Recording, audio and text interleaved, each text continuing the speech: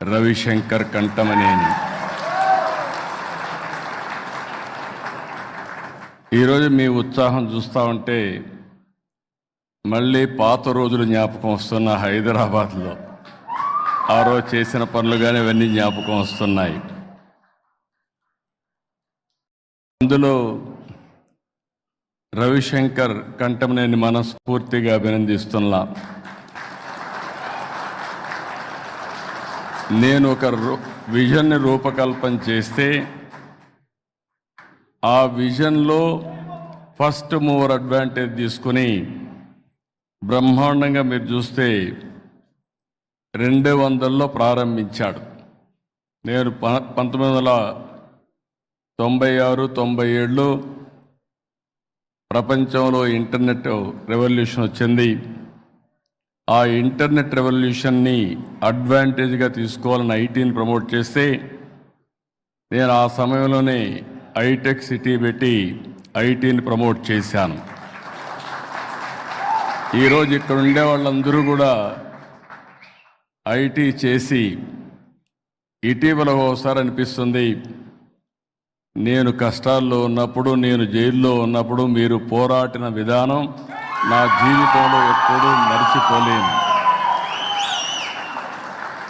అంటే ఒకసారి రాజకీయ నాయకులు అనుకుంటాం మనం పనిచేస్తే ప్రజలు మర్చిపోతాం అనుకుంటాం, కానీ ఒక్కొక్కసారి ఏ విధంగా ప్రజలు స్పందిస్తారనేది నా జీవితంలోనే కాదు, ఎన్ని జన్మలెత్తి మళ్ళీ తెలుగు వాడుగానే పుట్టాలనుకుంటున్నా, ఈ జాతికి సేవ చేయాలని ఆలోచిస్తున్నాను. అలాంటి బ్రహ్మాండమైన స్ఫూర్తిని మీరు ఇచ్చారు. అయితే ఈరోజు ఇక్కడికి వచ్చినప్పుడు 2000 సంవత్సరంలో తెలుగు వన్ డిజిటల్ ప్రయాణం, ఈరోజు 400 ఛానల్స్ మొత్తం. ఇప్పుడే చెప్పాడు, ప్రపంచంలో ఏ దేశానికి పోయినా తెలుగు వన్ ఉంటుంది. నేను గర్వపడుతున్నా, గర్విస్తున్నా. రవిశంకర్ యొక్క కృషిని, పట్టుదలని, ప్రతిభని, అన్నింటికంటే ముఖ్యంగా నేను ఒక విజన్ పెట్టుకుంటే నా విజన్కి ప్యారలల్గా ఇంకొక విజన్ తయారు చేసుకొని ఒక పెద్ద ఎంపైర్ తయారు చేసుకున్నాడు. ఆ ఎంపైర్లో ముందుకు పోయే పరిస్థితికి వచ్చారు. ఒకప్పుడు నేను చూసేవాడిని, న్యూస్ పేపర్స్ కూడా వచ్చేటి కాదు గ్రామాల్లో, ఒక్క ఆకాశవాణి ఉండేది. ఆకాశవాణి ద్వారా వార్తలు చెప్పేవాళ్ళు, అది కూడా సాయంత్రం ఒక ఫిక్స్డ్ టైంలో ఒక 10 నిమిషాలు మాత్రం వార్తలు చెప్పేవారు. ఆ వార్తలు చదువుకొని ఏ రాజకీయ నాయకుడు ఏ క్వశ్చన్స్ అడిగారు, ఎవరు అసెంబ్లీలో పవర్ఫుల్గా మాట్లాడుతున్నారని బేరే చేసేవాళ్ళు. ఆ తర్వాత న్యూస్ పేపర్స్ రెవల్యూషన్ వచ్చింది. ఒక్క మాటలో చెప్పాలంటే ఆగస్ట్ క్రైసిస్ వస్తే ఎన్టీ రామారావు గారిని మెజారిటీ ఉన్న అప్రజాస్వామికంగా పదవిని తీసేస్తే ఒక ఈనాడు చూపించిన చొరవ 30 రోజుల్లో మళ్ళీ ఎన్టీ రామారావు గారు ముఖ్యమంత్రిగా ప్రమాణం చేసే పరిస్థితికి వచ్చారు. ఆ తర్వాత మీరు చూస్తే ఎలక్ట్రానిక్ మీడియా వచ్చింది. అప్పుడప్పుడే మెచ్యూరిటీ వచ్చింది. ఎలక్ట్రానిక్ మీడియా వస్తే ఓసారి అనిపిస్తుంది, 2003 అలిపేరు దగ్గర నా మీద తీవ్రవాదులు అటాక్ చేసినప్పుడు ఒక్క జెమినీ టీవీ ఉంది. ఈరోజు చూస్తే ఎన్ని ఛానల్స్ ఉన్నాయో లెక్కేసుకోవాలంటే దానికి గంటల తరబడి లెక్కేసుకునే పరిస్థితికి వచ్చింది. అన్ని ఛానల్స్ వచ్చాయి. ఆ తర్వాత మీరు చూస్తే రవిశంకర్ లాంటి వ్యక్తులు ఇంటర్నెట్ ఆధారంగా తీసుకుని అనేక ఛానల్స్ని ప్రమోట్ చేశారు. ఈరోజు ఒక మాటలో చెప్పాలంటే ప్రతి ఒక్కరూ ఒక ఛానల్ పెట్టుకోవచ్చు, సోషల్ మీడియా ఛానల్. మీకు ఇంటికాడనే కూర్చొని మంచి ఛానల్స్ పెట్టుకుంటే మీరు పాజిటివ్గా, కన్స్ట్రక్టివ్గా న్యూస్ ఇవ్వగలిగితే మీకు కాలక్షేపమే కాకుండా మంచి ఆదాయాన్ని సంపాదించే విధంగా మీరు ముందుకు పోయే పరిస్థితి వస్తూ ఉంది. ఇది వినూత్నమైన మార్పు అని చెప్పి కూడా నేను మీకు తెలియజేస్తున్నా.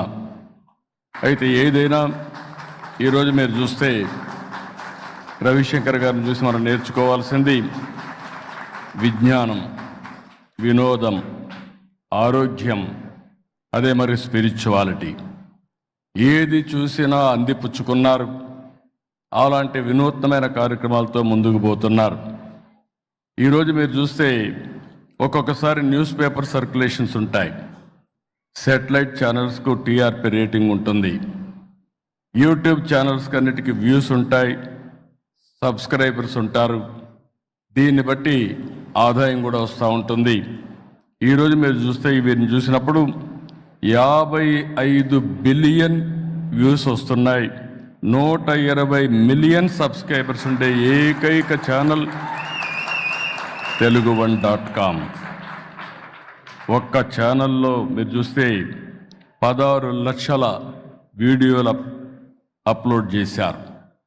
1500కు పైగా సినిమాలు, 2500 షార్ట్ ఫిల్మ్స్, 60,000 పైగా వీడియోలు, వెబ్ సిరీస్, ఇవన్నీ కూడా చేసి తిరుగులేని శక్తిగా telugu1.com తయారు చేశారు.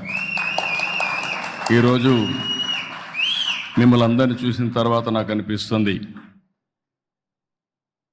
ఇదే సమయంలో పాత రోజులు జ్ఞాపకం వస్తున్నాయి. 1995-96 ఆ ప్రాంతంలో నేను ముఖ్యమంత్రి అయినప్పుడు, అప్పటికి తెలుగు జాతి మొత్తం మీరు చూస్తే ఎక్కువ వ్యవసాయం పైన ఆధారపడేవాళ్ళం. హైదరాబాద్ నగరం కూడా హైదరాబాద్ సికింద్రాబాద్ ఉండేది. ఆ రోజు నేను ఆలోచించింది, భవిష్యత్తుకు పూర్తిగా మారే పరిస్థితి రావాలంటే ఇన్ఫర్మేషన్ టెక్నాలజీని అడాప్ట్ చేయాలని చెప్పి ఒక నిర్ణయం చేశాం. అప్పటికి ప్రూఫ్ ఆఫ్ కాన్సెప్ట్ ఎక్కడా లేదు, ఏం చేయాలో తెలియదు. ఇదే మరి 4-5 మీటింగ్లు పెట్టుకొని, ఇప్పుడే ఇక్కడ తుమ్మల నాగేశ్వరరావు కూడా అప్పుడు ఉండేవాళ్ళు, తుమ్మల నాగేశ్వరరావు ఒకడు ఉన్నాడు, తర్వాత వేణుగోపాలాచారి వచ్చారు. వీళ్ళందరితో ఆ రోజు ఆలోచించి ఆ రోజు తీసుకున్న నిర్ణయం ఐటీని ప్రమోట్ చేయాలని. ఫస్ట్ కట్టింది ఐటెక్ సిటీ కట్టాం, ఐటీని ప్రమోట్ చేశాం. నేను గర్వంగా చెప్పగలుగుతున్నా, ఈరోజు ప్రపంచంలో ఏ దేశానికి వెళ్ళినా అక్కడ ఇండియన్స్ ఉంటారు, అగ్రభాగాన తెలుగువారు ఉన్నారు. అది ఆ రోజు మేము కాంట్రిబ్యూట్ చేసినటువంటి పెద్ద కాంట్రిబ్యూషన్ తెలుగు జాతికి అని చెప్పి కూడా నేను మీకు తెలియజేస్తున్నా. ఇంకొక పక్కన నాలెడ్జ్ ఎకానమీ. ఫ్యూచర్లో ఏమాత్రం అనుమానం లేదు, క్రియేటివ్ ఎకానమీకి క్రియేటివ్కే చిరునామాగా ఈరోజు తెలుగు జాతి తయారయ్యే పరిస్థితి వచ్చింది. ఇప్పుడే వారు మాట్లాడితే నేను ఎప్పుడు కూడా ఒకసారి నేను చెప్పేటి ఆ రోజు అర్థం కాదు, కానీ తర్వాత అర్థం చేసుకుంటూ ఉంటారు. ఆ రోజు హైటెక్ సిటీ అంటే అందరూ ఎగతాళి చేశారు. అక్కడి నుంచి కొంతమంది అందిపుచ్చుకున్నారు, బ్రహ్మాండంగా ముందుకెళ్ళారు. మనమందరం కూడా ఒక ఇన్స్పైరింగ్ టైంలో ఉన్నాం. మీరందరూ గుర్తుపెట్టుకోవాల్సిన అవసరం ఉంది. కష్టపడవలసిన అవసరం లేదు, స్మార్ట్గా పనిచేయాలి. మేమేదో 24 గంటలు పనిచేస్తున్నాం, ఆ రోజులు అయిపోయినాయి. ఈరోజు మనం చేయాల్సిన స్మార్ట్గా పనిచేసే రోజులు వచ్చాయి. ఈ మాట మళ్ళీ చెప్తున్నా. ఎందుకు ఈ మాట వాడుతున్నానంటే, ఈరోజు నాలెడ్జ్ ఎకానమీలో హిస్టారికల్ డేటా అంతా ఉంది. ఇంకో పక్కన మీరు చూస్తే ఏ ఫీల్డ్ అయినా కావచ్చు, అదే సమయంలో ఇంకో పక్క చూస్తే ఆర్టిఫిషియల్ ఇంటెలిజెన్స్ వచ్చింది. ఇంకో పక్క చూస్తే real time data, real time collect చేసే అవకాశం వచ్చింది. ఐఓటీస్ కానీ, లేకపోతే వేరబుల్స్ కానీ, శాటిలైట్ కానీ, డ్రోన్స్ కానీ, సీసీటీవీ కెమెరాస్ అన్నీ వచ్చాయి. అంటే ఈరోజు కావాల్సిన లీడర్స్ కావాలి, అడాప్ట్ చేసుకునే నాయకత్వం కావాలి. అందుకే నేను ఈ మధ్యకాలంలో మీరు చూస్తే ఆ రోజు హైటెక్ సిటీ, ఐటీ, ఈరోజు క్వాంటమ్ వ్యాలీ విత్ ఏఐ అని చెప్పి కూడా నేను మీకు తెలియజేస్తున్నా. ఎందుకు నేను క్వాంటమ్ వ్యాలీ మాట్లాడుతున్నానంటే, భవిష్యత్తులో తెలుగువారు నాలెడ్జ్లో అగ్రస్థానాన్ని ఉండాలి.